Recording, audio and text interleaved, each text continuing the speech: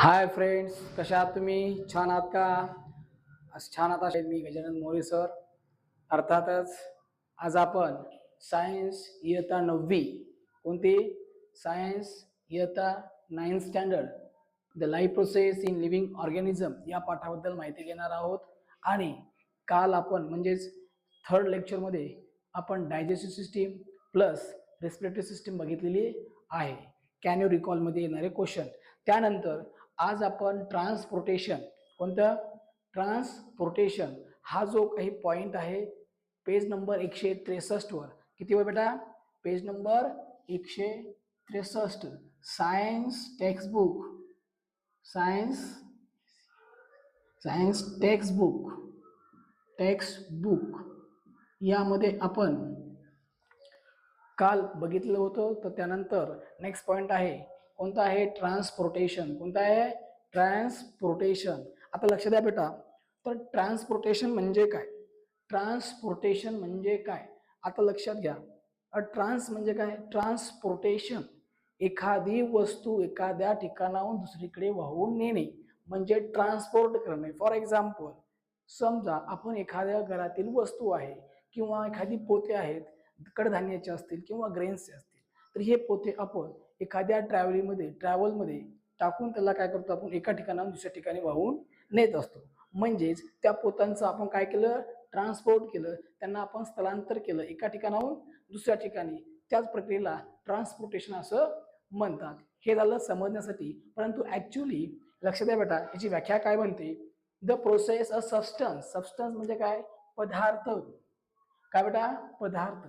आणि ट्रान्सफर एका ठिकाणाहून, one place to another place, एका ठिकाणाहून दुसऱ्या ठिकाणी. कुठे? तर प्लांटमध्ये. कशामध्ये? प्लांटमध्ये. म्हणजे वनस्पतीमध्ये एका ठिकाणाहून दुसऱ्या ठिकाणापर्यंत काय नेत आहे? पदार्थ नेत आहेत. इथं पदार्थ म्हणजे कोणते आहेत? जामुन आहे का? गुलाबजाम आहेत का? इथं नाही. मग काय आहेत? तर न्यूट्रिएंट्स. मग मला सांगा, वनस्पतीला लागणारे न्यूट्रिएंट्स कोणते आहेत?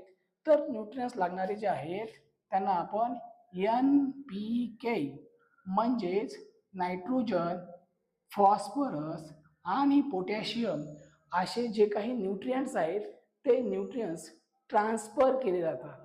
कुठून? आतमध्ये. कशाच्या? प्लांट्सच्या. रूट पासून ते लीव्स पर्यंत हे न्यूट्रिएंट्स ट्रान्सपोर्ट केले जातात. तर याला आपण ट्रान्सपोर्ट करणाऱ्या घटकांना काय म्हणतो आपण? Conducting tissue.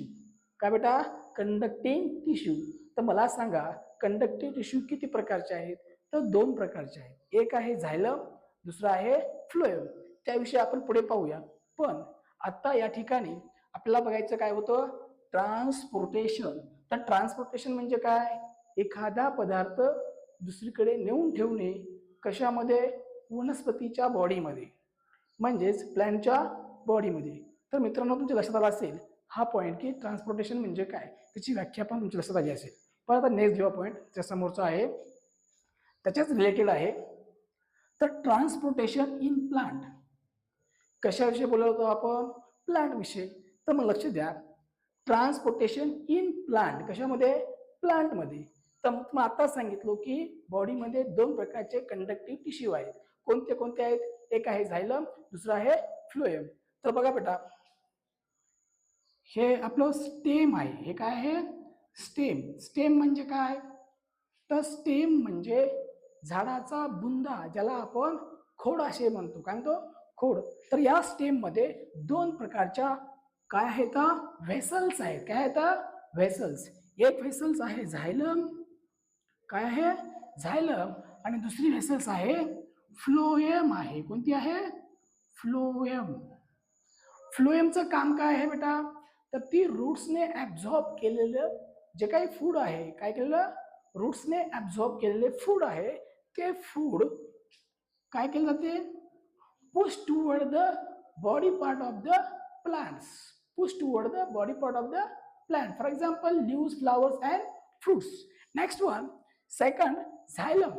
Xylem is next conductive tissue. तुम्हाला माहित आहे की झायलम हे काय आहे? कंडक्टिव्ह टिश्यू आहे. तर हा काय करतो? हा झायलम सुद्धा जमिनीमध्ये असलेले न्यूट्रिएंट्स, कुठे बेटा? न्यूट्रिएंट कशामध्ये, सॉइलमध्ये असलेले, कशामध्ये, सॉइलमध्ये असलेले न्यूट्रिएंट्स.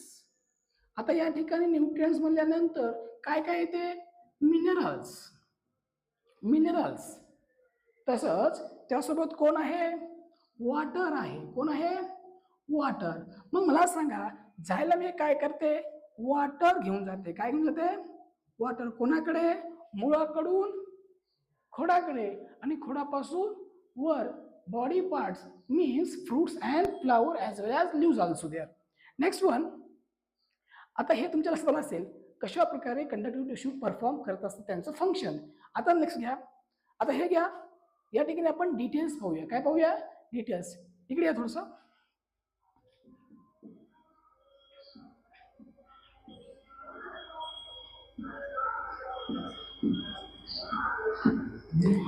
हे आहेत आपल्या रूट्स. काय आहेत, रूट्स. या ठिकाणी हे कोण आहे, सॉइल आहे. कोण आहे, सॉइल.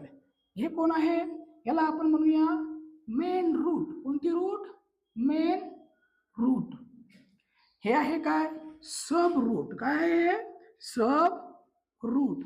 आणि यावर छोटे छोटे असलेले जे काही हेअर्स लाईक आहेत यांना आपण हेअर रूट म्हणूया. काय म्हणूया, हेअर रूट. कोणती root, hair root. Next one, main root, hair root and soil. हे सॉइल, सॉइल म्हणजे काय, माती. तर झाडांना नेसेसरी असलेले इनऑर्गॅनिक सबस्टन्सेस. कोणते, झाडांना आवश्यक असलेले, प्लांट्सला नेसेसरी असलेले inorganic substances. For example manganese. काय, manganese, magnesium, phosphorus, potassium, nitrogen. हे काय आहेत, इनऑर्गॅनिक सबस्टन्सेस आहेत. आणि इनऑर्गॅनिक सबस्टन्सेस ॲब्झॉर्ब करण्याचं काम कोण करते, हेअर रूट करत असतात. आणि हे हेअर रूट कुठे असतात, बिटवीन सॉइल पार्टिकल्स. कशाच्या मधामध्ये असतात, हे सॉइल पार्टिकलच्या मधामध्ये असतात. आणि तिथून ते ॲब्झॉर्ब करतात आणि ॲडजस्टंट सेल म्हणजे बाजूला असलेल्या पेशीकडे push toward the adjacent cell one by one and toward the forward toward the xylem as well as phloem also, because xylem and phloem, those vessels are combined in together. It is called vascular bundle. What vascular bundle, vascular bundle. लक्ष द्या, या ठिकाणी जे roots आहेत या roots मध्ये बघा, route hair, सब route. या ठिकाणाहून म्हणजे रूट हेअर काय करतात, पाण्याला शोषून घेतात. त्यानंतर या ठिकाणी असलेल्या पेशांकडे ते ढकलतात आणि ढकलल्यानंतर हळूहळू ते सब रूटकडे येतात. आणि सब रूटकडून कोणीकडे, मेन रूटकडे येतात. आणि मेन रूटमध्ये आल्यानंतर ते water particles transfer toward the झायलम upward direction. कोणत्या दिशेला, अपवर्ड डायरेक्शन म्हणजे वरच्या दिशेला. वरच्या दिशेला म्हणजे कुठे, स्टेम मध्ये. कुठे बेटा, स्टेम मध्ये. तर लक्षात आलं असेल की transportation in plants, nutrients as well as water. तर विद्यार्थी मित्रांनो, तुमच्या लक्षात आलं असेल की आज आपण या लेक्चरमध्ये life process in living organism lecture number 4 या लेक्चरमध्ये जो काही पॉइंट आपण शिकलेला आहे, transportation in plant 163 science textbook मध्ये येणारा लेक्चर नंबर 4 हे काय जो पॉइंट आहे हा पॉइंट तुमच्या लक्षात आला असेल.